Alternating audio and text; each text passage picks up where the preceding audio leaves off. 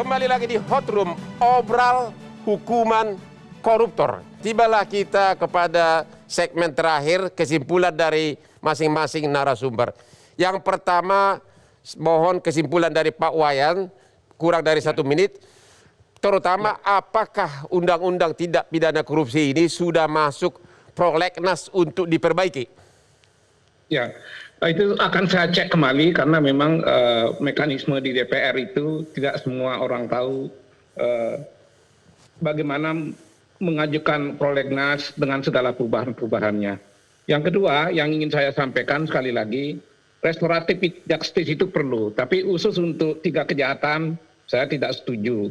Restoratif justice pada intinya ada kesepahaman antara pelaku dan yang dirugikan.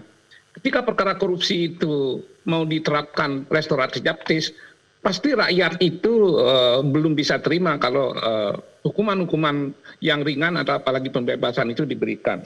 Masalah yang kedua, apakah ada celah bagi seorang koruptor? Ada, karena hakim harus menggali hukum yang hidup di masyarakat. Dan kalau menurut teori, selain hukum positif itu ada namanya moral positif. Di moral positif, hakim punya kebebasan yang luar biasa. Punya kebebasan yang luar biasa, dan itu diatur oleh undang-undang. Yang ketiga, yang paling penting saya ingin katakan, memberantas korupsi itu kalau masih struktur hukumnya lemah, personilnya lemah, masyarakatnya juga tidak kalah lemah, jadi budaya hukumnya lemah, struktur hukumnya lemah, akan sulit kita lakukan, terutama mengenai struktur hukum. Pengawasan tidak memadai, rekrutmen hakim-hakim juga kelihatannya masih perlu dibenahi. Oleh karena itu, memang perjuangan kita masih panjang. Yang terakhir, saya setuju kalau pemberantasan korupsi ini bertitik tolak pada pendidikan dan pencegahan. Penindakan perlulah.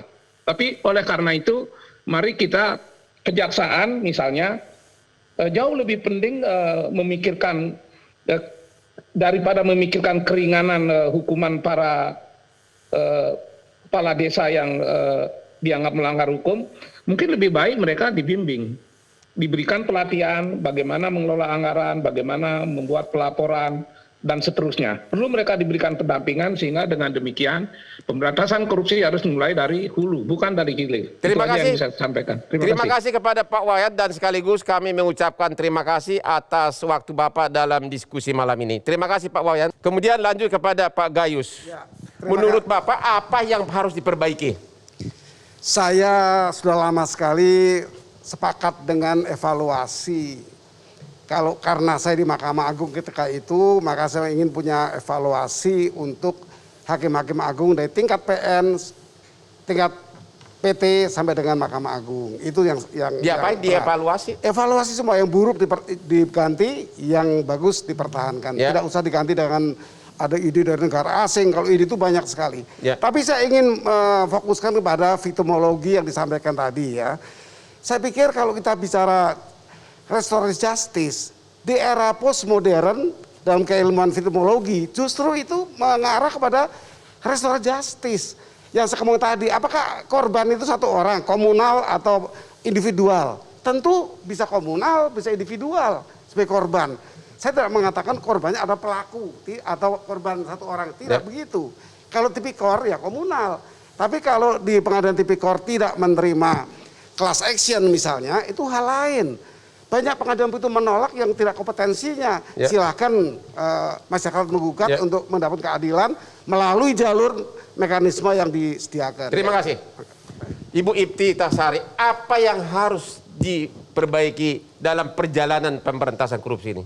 Ya, saya rasa mungkin ada berbagai aspek ya Bang. Pertama dari soal penindakan misalnya, bagaimana tadi bisa memaksimalkan pengusutan kasus tipikor sampai ke beneficial owner misalnya menggunakan TPPU, kemudian dari segi hukum acara ada soal perampasan aset dan sebagainya itu juga perlu diatur, yang dihukum kita juga masih kurang ya dari segi regulasi, kemudian dari segi pencegahan misalnya untuk mencegah ke depannya adanya tindak pidana korupsi lagi, apakah ada perbaikan yang dilakukan dari kasus yang ada, seperti seperti tadi dijelaskan dari soal korupsi Mensos gitu ya. Ternyata kita tahu di beberapa tahun sebelumnya korupsi di menteri-menteri Mensos yang lain juga pernah ditangkap gitu ya. Dan ternyata kalau kita lihat belum ada perbaikan juga dari segi sistem. Ini yang penting sih, yang apa yang bisa kita pelajarin gitu ya dari kasus korupsi. Semoga supaya ke depannya ada perbaikan sistem dan tidak terulang. Dan yang terakhir yang paling penting adalah soal manajemen konflik kepentingan, Bang. Ini topik yang sangat sekali jarang dibahas ketika kita bahas soal tipikor. Padahal yang paling ini adalah kunci gitu. Jadi kalau nggak mungkin ada korupsi kalau nggak ada konflik kepentingan, dan di dalam segi regulasi itu juga belum diatur begitu. Jadi bagaimana ke depan selain tadi ada revisi undang-undang tipikor, kami juga sepakat gitu ya, ada beberapa pasal-pasal dalam undang-undang tipikor, pemenuhan unsur dan lain sebagainya yang itu juga perlu diperbaikin supaya ada konsistensi ke depan. Kemudian tadi bagaimana di undang tipikor juga belum mengatur soal misalnya perdagangan pengaruh, misalnya tadi influence yang itu juga perlu masuk. Terima kasih. Pak Ferry. Saya berpikir yang perlu diperbaiki itu cara berpikir aparat penegak hukumnya. Selain dari cerita perbaikan politik ya, cara berpikir, bertindak perlu diperbaiki. Sehingga apa yang dipikirkan oleh Jaksa Agung saat bertemu DPR itu tidak terjadi. Harus dilihat Bang, kerugian keuangan negara itu bukan satu-satunya dampak dari korupsi. Tidak soal 50 juta saja kerugiannya. Bayangkan ada kerugian sistem pemerintahan di sana. Begitu contoh ya, kalau di desa, kalau itu contoh kejaksaan, terjadi korupsi terkait dengan IKTP, dampaknya kalau dia disuap 50 juta, bukan 50 juta itu saja, tapi sistem tata kelola IKTP. Dampaknya berkaitan dengan administrasi kemasyarakatan, berkaitan dengan pemilu, berkaitan dengan bantuan sosial dan lain-lain.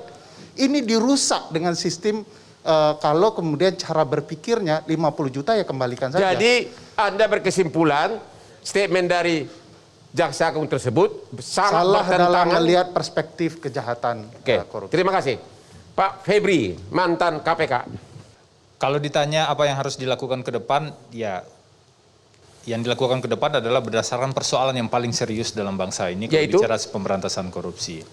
Sistem politik kita punya persoalan yang cukup serius, bisa memicu korupsi, bisa menjadi motivasi orang untuk mengumpulkan dana hasil korupsi untuk kegiatan politik, pembiayaan kegiatan politik. Instansi penegak hukum kita juga jadi satu persoalan yang disoroti. Kepastian hukum, rule of law itu berada pada indeks yang terendah yang dilihat oleh dunia internasional. Jadi itu harus diperbaiki. Tapi mungkinkah itu diperbaiki? Saya agak pesimis, tapi tidak mau terlalu skeptis. Kita harus tetap jaga itu. Kenapa? Karena kita punya masalah serius dengan komitmen politik untuk pemberantasan korupsi. Saya tidak yakin para high level politik sekarang itu punya komitmen yang cukup serius untuk melakukan pemberantasan korupsi. Tetapi bukan berarti tidak ada yang bisa diperbaiki. Dan terakhir, kita harus sedikit lebih kecewa dan tidak boleh berharap terlalu banyak dengan Komisi Pemberantasan Korupsi saat ini, karena ada banyak hal yang harus diperbaiki dari KPK, barulah pemberantasan korupsi bisa meletakkan KPK sebagai katakanlah panglima, harapan, atau pondasi pemberantasan. Dan menurut Anda korupsi. sekarang ini belum? Justru ada penurunan yang luar biasa. Terima kasih. Kredibilitas KPK saat ini. Terima kasih. Pak Kurnia. Iya, yang pertama jelas sekali pandangan kami bahwa korupsi itu sangat sulit kita ukur hanya dari uangnya saja. Ya. Dalam konteks tindak pidana suap, kita menyuap hakim 30 juta terlihat kecil. Tapi magnitud akibat korupsi itu sangat besar karena dilakukan terhadap penegakan hukum. Ya. Itu yang pertama. Yang kedua, menjawab pertanyaan Pak Hotman, tadi saya sepakat dengan semua pembicara soal perbaikan substansi hukum dan lain sebagainya. Saya ingin menyoroti karena sekarang ada fenomena disorientasi arah politik hukum pemberantasan korupsi.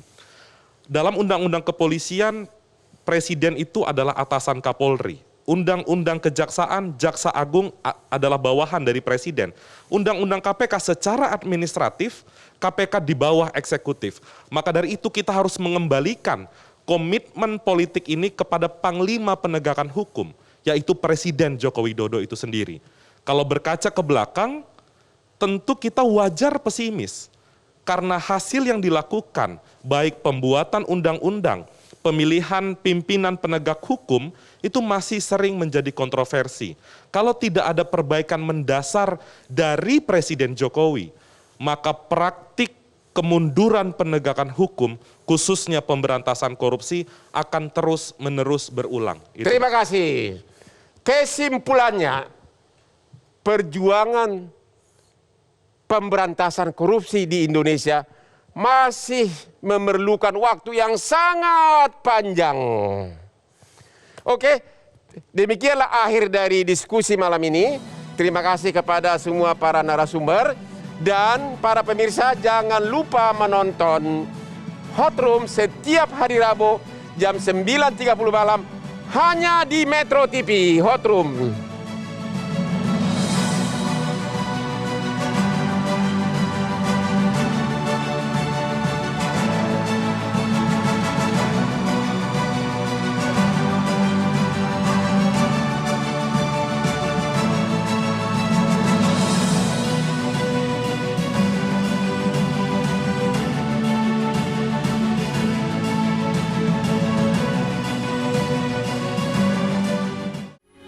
Metro TV